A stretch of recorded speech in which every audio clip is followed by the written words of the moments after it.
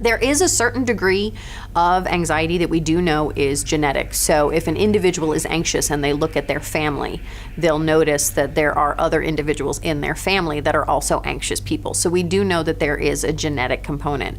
But we also know that a lot of anxiety is controllable, because if you look at it from what's called a cognitive perspective, meaning what you're thinking, which really is perceived as one of the strongest theories in explaining anxiety, you'll notice a pattern in family behaviors.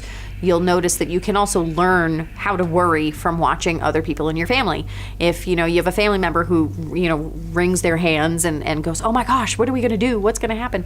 Then the individual within the family is going to learn those behaviors. So we do know that anxiety has both a genetic as well as an environmental. So it is nature and nurture.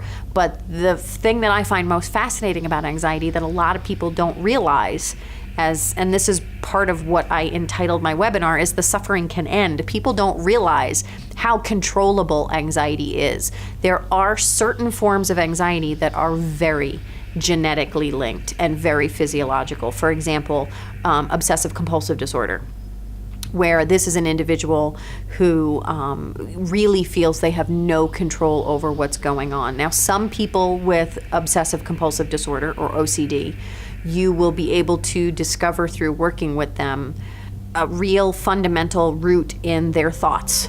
They do what's often referred to as like magical thinking, or making these magical connections. So I know that if I touch the doorknob 3 times, nothing bad's gonna happen today.